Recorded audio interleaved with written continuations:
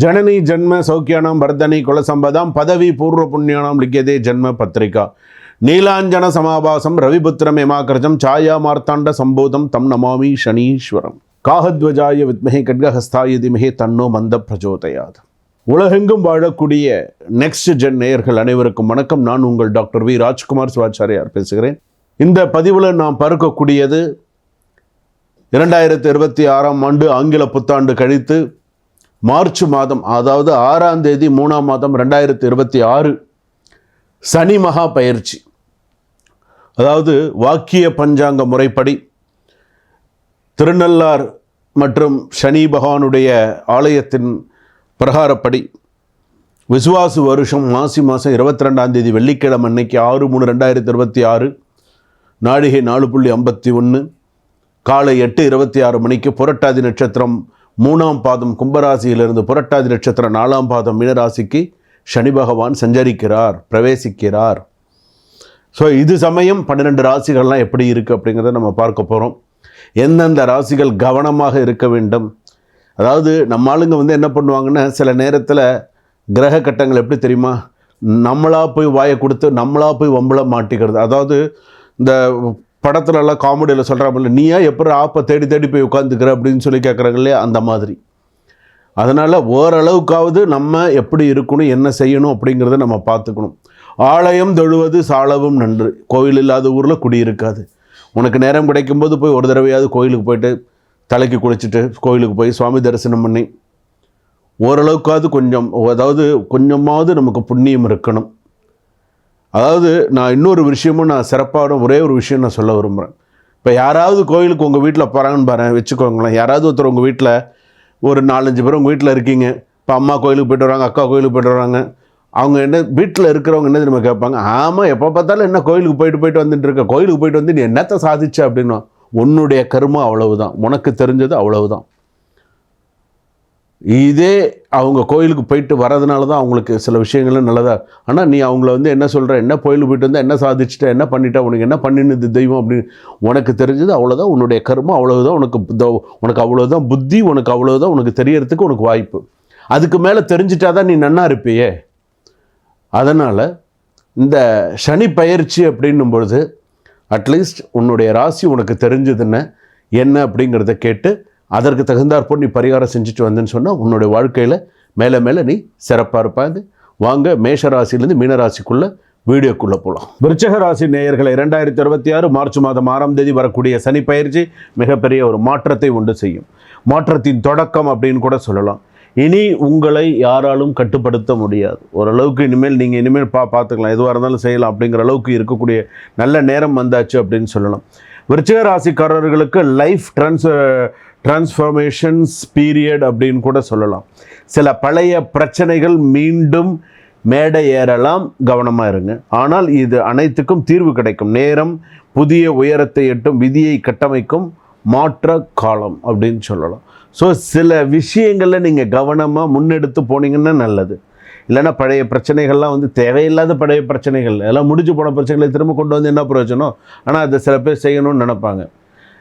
உங்களையே கூட சில பேர் வீண் பழி பாவம்னு சொல்கிறோம் இல்லையா, அதெல்லாம் வரும். ஸோ கொஞ்சம் எப்படி இருக்கணுங்கிறது பார்த்துக்கோங்க. பாசிட்டிவான விஷயங்கள் அப்படின்னு எடுத்துக்கும் போது எனிமி டிஸப்பியர், ஃபினான்ஷியல் பூஸ்ட், அதே போல் பார்த்திங்கன்னா நல்ல ஓரளவுக்கு பவர்ஃபுல்லாக இருக்கக்கூடியதெல்லாம் இருக்கும். நெகட்டிவான விஷயங்கள் sudden pressure, emotional swings and சில நேரத்தில் ட்ராவலால் சில மனக்கசப்புகள் உண்டு. எங்கேனாவது தொலைதூர பயணத்தினாலலாம் சில விஷயங்கள் உண்டு.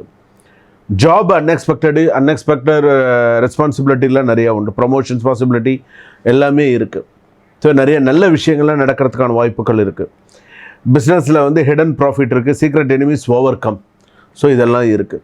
என்றைக்குமே மறைமுக பிரச்சனைகள், மறைமுக எதிரிகள், சில விஷயங்கள்லாம் இருக்கும். விவாகரத்து, டிவோர்ஸ் கேஸ்லாம் கொஞ்சம் சில விஷயங்கள்லாம் சாதகமாக முடியறதுக்கான வாய்ப்புகள் இருக்குது. சொத்து சம்பந்தமான விஷயத்துலலாம் கவனமாக இருக்கணும். குடும்பத்தில் கம்யூனிகேஷன்ஸ் மிகவும் முக்கியம். பார்ட்னர் ஹெல்த் கவனிக்க வேண்டும். மேரேஜ் கல்யாண விஷயங்கள் நீங்கள் பேசுகிறீங்கன்னு சொன்னால் அதெல்லாம் சுமூகமாக முடியக்கூடிய வாய்ப்புகள் உண்டு.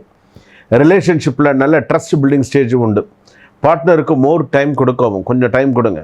பாஸ்ட் லவ் ரீஎன்ட்ரி அவாய்ட் பண்ணுங்கள். அதே போல் வந்து பார்த்தீங்கன்னா ப்ராப்பர்ட்டி ஃபினான்ஷியல் மேட்டர்ஸ் அப்படின்னு எடுத்துக்கும் போது சொத்து வாங்க விற்க குட் டைம், நல்ல நேரம். ஸோ பயன்படுத்திக்கோங்க. இன்சூரன்ஸ், இன்வெஸ்ட்மெண்ட், ஷேர்ஸு ஃபேவரபுளாக இருக்கும். சடன் எக்ஸ்பெண்டிச்சர் பாசிபிள், திடீர் செலவு, திடீர் இதெல்லாம் சொல்கிறோம் இல்லையா, அதெல்லாம் இருக்குது, கொஞ்சம் கவனமாக இருந்துக்கோங்க. ஸ்டூடெண்ட்ஸ் அண்ட் எஜுகேஷன்ஸ் எடுத்தோன்னே சயின்ஸு ரிசர்ச் ஸ்டூடெண்ட்ஸ் எல்லாம் வந்து நல்லா ஷைன் பண்ணுறதுக்கான வாய்ப்புகள் இருக்குது. எக்ஸாம்ஸ் மாடரேட் சக்ஸஸ் ஆகிறதுக்கான வாய்ப்புகள் இருக்குது. கான்சன்ட்ரேஷன் இஷ்யூ டூரிங் படிக்கிற நேரத்தில் சில விஷயங்கள்லாம் கொஞ்சம் பார்த்து பண்ணுங்க.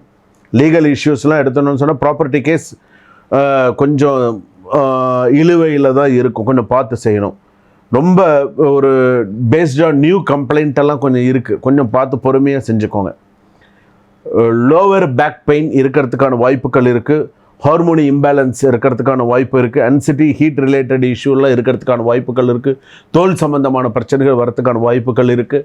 உடல்நிலையில் கொஞ்சம் கவனமாக சந்திக்கிறது நல்லது. கூடியமான வரையில் விருச்சிக ராசி பொறுத்தளவுக்கு சனி பகவானுக்கு தீபம் ஏற்றுவது, நல்லெண்ணெய் தீபம். அதே போல் இன்னொன்று என்ன அப்படின்னு கேட்டிங்கன்னா, சனி பகவானுக்கு மட்டும் போடாது. சனி பகவானுக்கு செவ்வாய் பகவான், ராகு, கேது இந்த கிரகத்துக்கு சேர்த்து போடுங்க.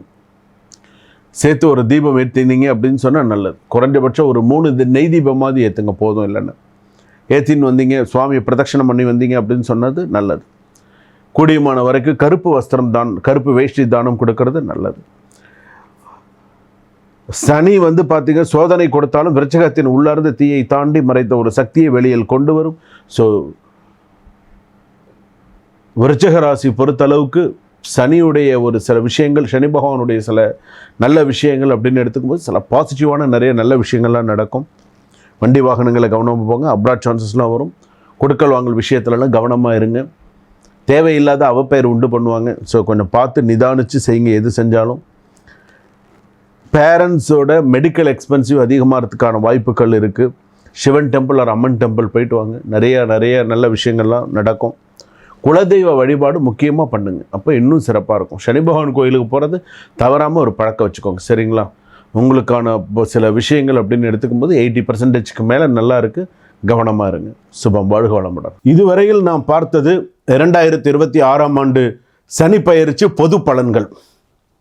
உங்களுடைய சுய ஜாதகப்படி, ஜென்ம ஜாதகப்படி சனி பகவான் எந்த ராசியில் இருக்காரோ, இப்போ கோச்சார ரீதியாக எந்த ராசியில் இருக்காரோ அதை வைத்து தான் முழுமையான பலன்கள் நாம் தெரிந்து கொள்ள முடியும்.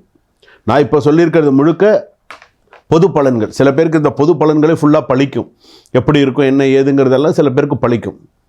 சொன்னது சாமி நீங்கள் சொன்னது சரியாக இருந்தது அப்படின்னு சொல்கிறவங்களாம் சொல்லியிருக்கீங்க.